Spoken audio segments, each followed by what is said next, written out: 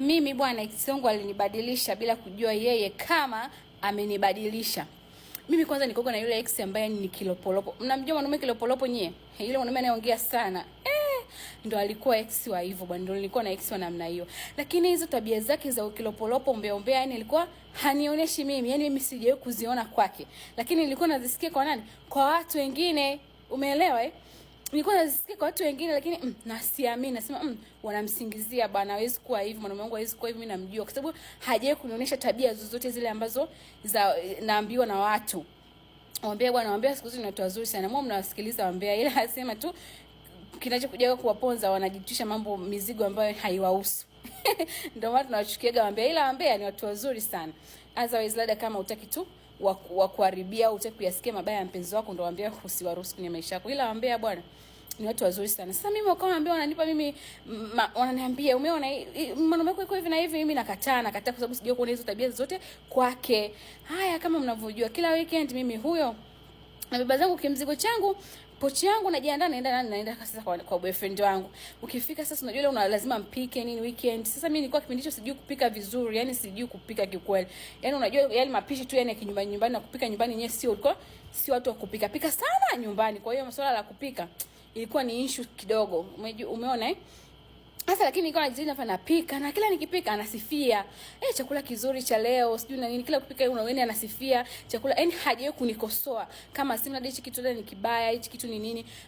Yaani haka anafurahia tu, ananisifia ni kizuri. Yaani mimi hata nikipika chai naijaza maviungo, majani, chai inakuwa nyeusi jamani. Lakini alikuwa anasifia hivyo anasema chai ni nzuri hivyo.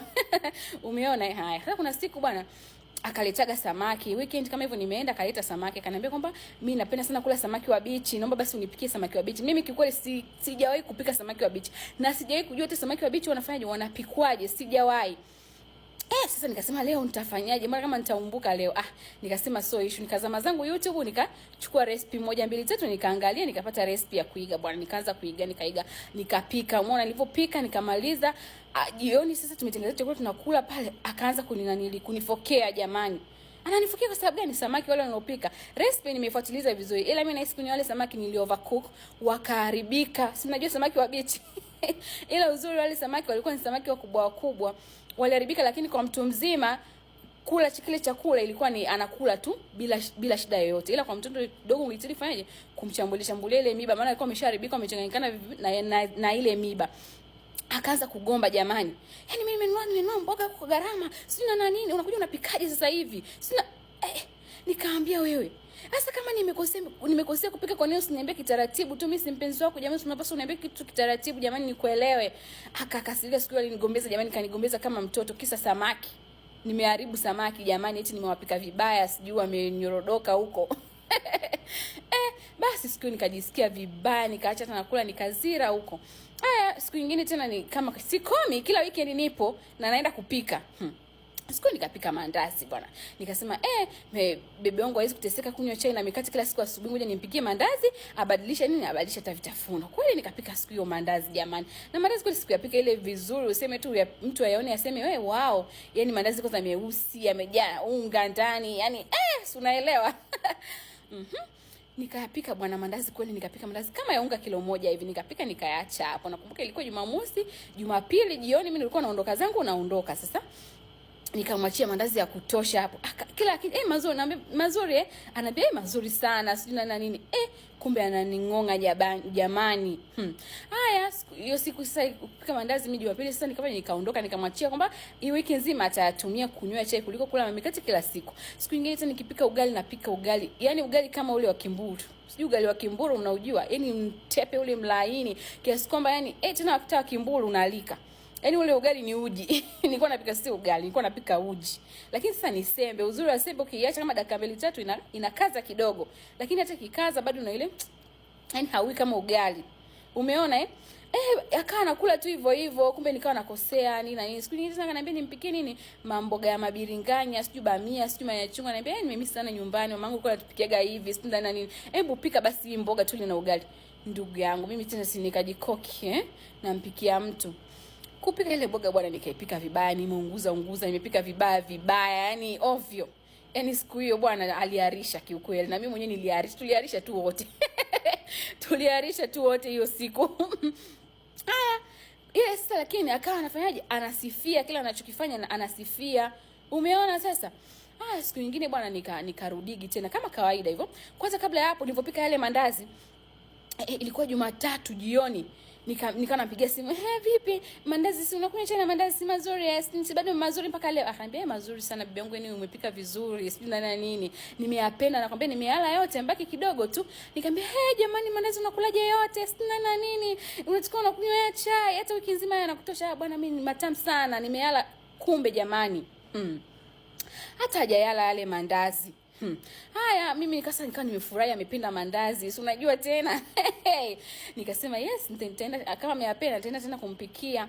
Basi siku nyingine tena nikawa nimeenda bwana. Sasa unajua alikuwa amepanga kwenye zile nyumba ambazo yani vyumba mnazijua hizo nyumba ambazo unakuta wale wamama ukifika jioni kila mtu anakaa kwenye mlango wake na jiko lake anaanza kupika hapo. Sasa na yeye akirudi tena anakaa na wale wamama jamani pale.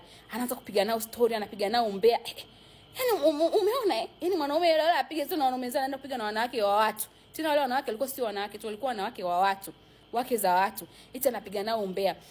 Akamwambia mama mmoja hivi, akasema mama alikuwa anapika nini? Akamwambia, unapika vizuri, chakula kinanukia hicho. Natamani hata mimi nikile. Akamwambia, jamani mbona naye anakuja kukupikia na wewe? Ananipikiaga ndio lakini akinukiagi kama hicho. Yaani unajua hasa kama anaongea wale mama sio tena mama walivyoambia wanacheka.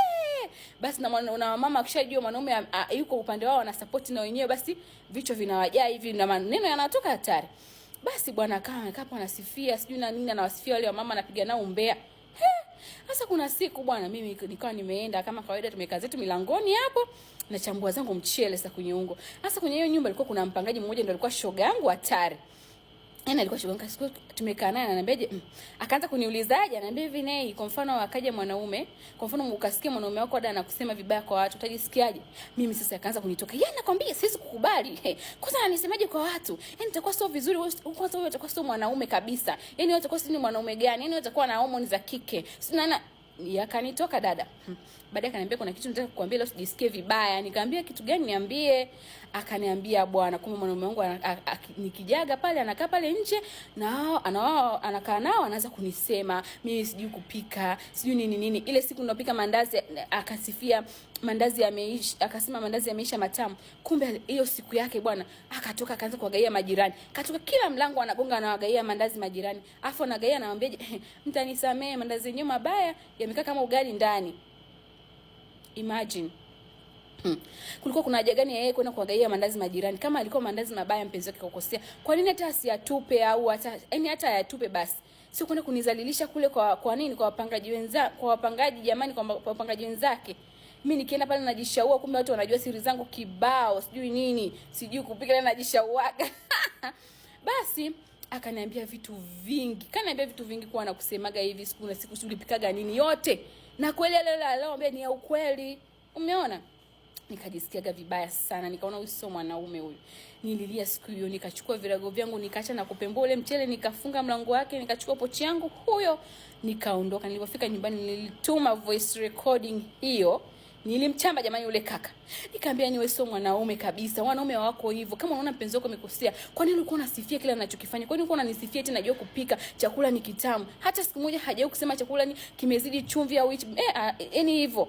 Nilimchamba nikamwambia ni usio mwanaume wa tabia za kike wewe. Wanaume wazio hawakogo hivyo. Wanarekebisha. Kama kweli mpenzi wako ulikuwa unanipenda na nakuja najitolea hapo na kupikia sina nani, ulipaswa unirekebishe, mama leo umekosea, fanya 1 2 3 4 5 au leo hivi. Haya mazuri, ila siku nyingine jitahidi uongeze bidii. Unajua zile mtu akurekebisha sana kupenda jamani, kwa nini asikurekebishe? Yana mezia alafu ananisema eti kwa wanawake zangu afu mwanaume. Nikaona huyu mpuuzi kweli.